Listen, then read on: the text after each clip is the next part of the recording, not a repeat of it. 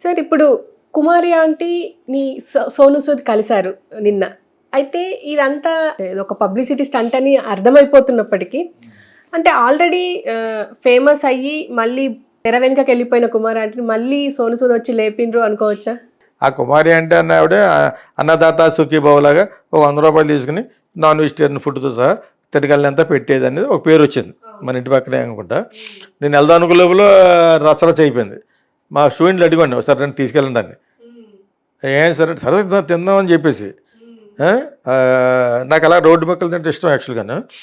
అది వేరే విషయం. కానీ ఈ లోపల అమ్మాయి దుకాణం ఎత్తేసింది. ఇప్పుడు మళ్ళీ పెట్టినట్టుండే పెట్టింది అందుకే కదా ఇప్పుడు సోనూ సూద్. సో ఇప్పుడు సోనూ సూద్ ఎందుకు వెళ్ళాడు? ఇతను పబ్లిసిటీ మాస్టర్. కోవిడ్ టైంలో నేను అలా హెల్ప్ చేశాను ఇలాగే, అది కూడా పబ్లిసిటీ అతను. లేకపోతే కెమెరా ఎందుకు ఉంటుంది? బైబిల్లో ఒకటి ఉంటుంది, కుడి చేతితో పెట్టింది ఎడ చేతితో తెలియకూడదని. ఇప్పుడు మన వాళ్ళు అలా పెడతారా? ప్లాట్ఫామ్ మీద అడుక్కుని కూడా ఉంటాడు, అటు భోజనం పెడితే పెడతా ఉంటుంది. నేను అంతకుముందు తాళి కడుతూ పెడతాను అనుకోండి, తాళ్ళు అక్కడ చూడరా అనేది. ఇక్కడ అది ఎందుకు పెడతారు? కుక్కలకు భోజనం పెడతాం, ఆ ఫోటోలు ఎవరు తీస్తారు? అంటే వాళ్ళని చూసి ఇన్స్పైర్ అవ్వాలి. పొంగం కాదు, చేసేవాడు ఉదయపూర్వకం చేసి ఒకసారి మీడియా అలా చెప్పుద్ది ఇలా చేస్తున్నాడని. అది కెమెరాలు పట్టుకెళ్ళి ఎయిర్పోర్ట్లో ఎప్పుడు కోవిడ్ టైంలోను ఇంకో టైంలోను ఆడు పెద్ద పబ్లిసిటీ మాస్టర్. అసలు వేసాడు ఏదో విలన్ క్యారెక్టర్గా అదే సెట్ అయ్యాడు. హీరోగా ఉంటాడు, బాగానే ఉంటాడు, కానీ అసలు హీరో క్లిక్ అవ్వలేదు. ఈ వెళ్ళి అంత చెప్పి సీజనల్, ఒక సీజన్లో బాగుంటుంది, సీజన్లో బాగోదు. మొత్తానికి అతనికి ఏదో నాన్ గవర్నమెంటల్ ఆర్గనైజేషన్ ఒకటి పెట్టి ఎన్జిఓ అంటే దాని వాళ్ళ పెద్ద రెకటీరియన్స్. ఎలాగంటే ఫుల్ డబ్బులు సంపాదిస్తారు, రకరకాల ఇంటర్నేషనల్ నుంచి వస్తాయంటే ఫండ్స్. ఇవన్నీ చూపించాలి. సాధారణ క్రిస్టియన్ మిషనరీ వాళ్ళు చేస్తారు ఇటువంటి ఫ్రాడ్స్. వీడియోకి 500 చొప్పున ఇస్తున్నానని చెప్పి ఒక 10 లక్షల మందికి ఇచ్చినట్టు చూపిస్తారు. 10 లక్షల మంది వస్తాయి, ఇక్కడ ఒక 10,000 మందికి ఇచ్చి మిగతా 1,000 కోట్లు తినేస్తారు. That is what happening. పోయి నాకు కేఏ పాల్ బ్రదర్ చెప్పాడు, నాకు గట్టిగా అడిగితేనే చచ్చిపోయాడు అతను. చాలా చాలా మిషనరీస్లో జరిగే ఇదే ఫ్రాడ్. ఫారినర్స్ తీసుకెళ్తూ ఉంటారు ఎప్పుడైనా ట్రైన్లోనూ ఎయిర్పోర్ట్లోకి వెళ్తారు, దాని పక్కన మన వాళ్ళు ఉంటారు క్రిస్టియన్స్, అక్కడ తీసుకెళ్ళి చూపిస్తూ ఉంటారు అనమాట. ఎంతమంది చేస్తున్నారని చూసి వీళ్ళకి బాగా బొమ్మడేలు గిమ్మడేలు ఫ్రైలు గిల్తారు, వీళ్ళు తింటూ ఉంటారు. ఫైన్, ఇట్స్ వెరీ నైస్ అంటూ ఉంటారు అనమాట వాళ్ళ ఫారినర్స్. ఇది జరిగింది. సో అలాంటి నాన్ గవర్నమెంటల్ ఆర్గనైజేషన్ ఇతనికే ఉంది. అంచేది ఇవన్నీ కూడా 100 కోట్లు వస్తూ ఉంటాయి. దానికి చూపించాలి ఎప్పటికప్పుడే. నువ్వు మాట కూరుకుంటే చాలు. ప్రస్తుతానికి పెద్ద గిరాకీ ఏమి లేదు సోనూ సూద్కి. ఇదేదో దొరికింది, ఇంకేముందని వెతికాడు పోతుందో ఎవరు దొరికింది, కుమారి అన్నాడు. ఇది పెద్ద విషయం, అది పెట్టకూడదు తీసేయమంట. నేను ఎదు పుట్టి తీసేయమంటాను. రూల్ ప్రకారం మాట్లాడుకుంటే ఇంకోళ్ళు వస్తారు. ఈ పక్కన అంతా చాలా వస్తూ ఉంటాయి. మన అమ్మాయి షాప్కి వెళ్ళే లోపల మా ఈ బ్రిడ్జ్ కింద నేను ఎప్పుడన్నా వెళ్ళాలనుకుంటే పాపం అది ఒక్కొక్కసారి కొత్త పోలీస్ ఆఫీసర్ వస్తాడు, తీయించేస్తాడు. వాళ్ళ 10 రోజుల తర్వాత పెట్టేస్తారు. నాకు ఎక్కడ తీసుకెళ్ళింది మా స్టూడెంట్ ఒక అతను తీసుకెళ్ళాడు. ఆకలేస్తుంది మన మినర్వాకి వెళ్తాడు, లేదు ఇక్కడ బాగుంటుంది అన్నాడు. నిజంగా బాగుంది. ఒక బండి కాదు ఇంకో బండి కాదు ఇంకో బండి కాదు, వ్యాన్లు. ఓకే, సడన్గా పోయినాయి ఒకసారి. ఒకటో ఇడ్లీ అమ్మేవాడు ఎదురుగుండా ఏదో ఖాళీ స్థలం ఉంటే అక్కడ పెట్టాడు పర్మనెంట్గా. చాలా బాగుంటుంది అక్కడ.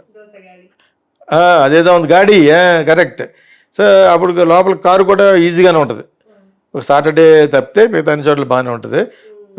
సో అలాగేదో పెట్టింది, అనాథరైజ్డ్గా పెట్టిన చోట పెట్టనివ్వమని ఎందుకు అడిగారు? వీటి ఓట్లు ఇక్కడ పోతాయని చెప్పేసి మన అతనికి ఆవిడకి స్పెషల్ పర్మిషన్ ఇచ్చాడు రేవంత్ రెడ్డి.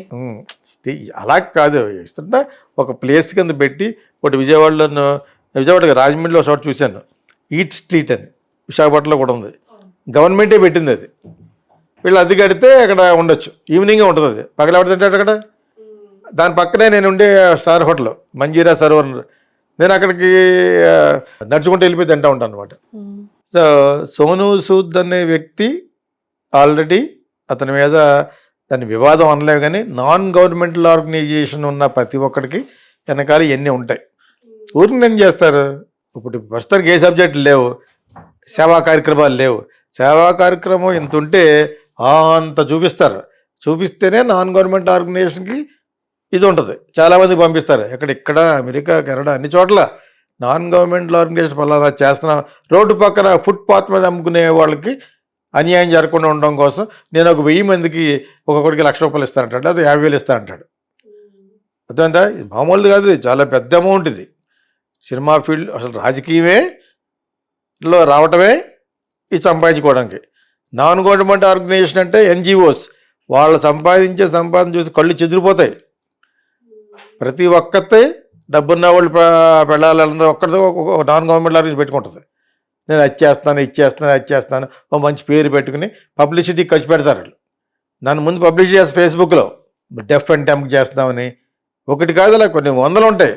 అందులోనే ఇది ఒక భాగం. సోనూ సూద్ పెద్ద ర్యాకెట్. నిజంగా నీ హృదయపూర్వకంగా చేస్తే కెమెరా ఎందుకు పట్టుకెళ్తున్నావు? కోవిడ్లో ఎందుకు పట్టుకెళ్ళావు? నువ్వు ఇన్స్పైర్ చేయలేడు, తెలియదేంటి? నిన్న చెప్పాను కదా, ఏ మెయిన్ క్రిస్టియన్ మత గ్రంథంలో రాసి ఉంటుంది, నువ్వు నిజంగా చేస్తే ఎడం చేతి చేయకూడదని. చేసేదే వాళ్ళు ఇదే పని, వాళ్ళు చెయ్యిందే ఈ పని. ఎంత ఉంటే అంత పబ్లిష్ చేస్తారు. వీళ్ళందరూ అంతే, వీడియోస్కి ఇస్తున్నామని, వాళ్ళకి ఇస్తున్నామని, వీళ్ళకి ఇస్తాం, హ్యాండిక్యాప్కి ఇస్తున్నామని.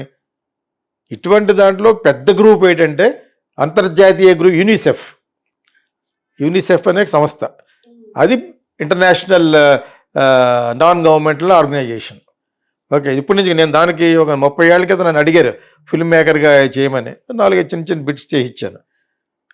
యంగ్ గర్ల్స్ మీద, ఈ శానిటరీ ఇవి ఉంటాయి కదా, వాళ్ళు వాడే ఆటల గురించి మీద 2-3 చేయమంటే చేసి ఇచ్చాను, డబ్బులు తీసుకోకుండా. మీకు అర్థమైనప్పుడు. సో అలాగా అది జెన్యూన్. అందులో ఏమన్నా డబ్బులు కొట్టేసి కూడా అందులో కూడా ఉన్నాడంటే నేను చెప్పలేను, కానీ దట్స్ అక్కడ పాసిబిలిటీస్ ఉండదు. మిగతా వాళ్ళు ప్రైవేట్గా పెట్టుకున్న వాళ్ళందరూ నాన్ గవర్నమెంటల్ ఆర్గనైజేషన్స్ అంతా ఇటువంటి ర్యాకెట్, అంతా ఇటువంటి ఫ్రాడ్స్. అంచేత ఇప్పుడు సడన్గా నీకు ఆంటీ ఎందుకు వచ్చేసి ఎవరు చెప్పారు నీకు? సోనూ సూద్కి ఎవరు చెప్పారు? ఎవరు అక్కడికి వెళ్ళారు, కొన్ని వందల ఫోటోలు తీసుకుంటాడు. అదేవిధంగా రోడ్డు పక్కన ఉన్న వాళ్ళందరూ వాళ్ళ యొక్క జీవనాధారం ఎలా ఉంది అని చెప్పేసి వాళ్ళు బాగు చేస్తాను అంటాడు. అప్పుడు ఏదో బై మిస్టేక్ ఏం కాదు, గవర్నమెంట్ కొన్ని రూల్ ఉంటుంది. Footpath should not be occupied because of the accidents అని ఏ ఉంటాయి, తీసేయాలి. దానికి ఎక్కడ ఓట్లు పోతాయని రేవంత్ రెడ్డి మళ్ళీ అమ్మాయికి ఏదో ఇచ్చారు. ఓకే, అందులో టేస్ట్ బాగుందా లేదా అనేది పక్కన పెట్టండి. ఏదో అమ్మాయి పెడుతుందా, అమ్మాయి వ్యాపారం, ఆ వ్యాపారం డబ్బులు లేకుండా ఎందుకు చేస్తుంది? ఫుడ్లో మిగిలినంత ఏ బిజినెస్లో మిగలదు. అందులో వెజిటేరియన్ కంటే నాన్ వెజిటేరియన్లో మిగిలినంత ఇంకెక్కడ మిగలదు. వెజిటేరియన్లోనే ఎక్కువ. మేము చాలా హైలీ పెద్ద ఇంటర్నేషనల్ లెవెల్లో పెట్టాం ఒక క్యాంటీన్, 5000 స్క్వేర్ ఫీట్లు మెడ్రాస్లో, అమృత హాట్ ఫుడ్స్ అని. పెద్ద పెద్ద ఇండస్ట్రీలు చేసేవాళ్ళం. అదే మీకు నాకు బాగా తెలుసు. ఫుడ్లో చాలా మంచి బిజినెస్.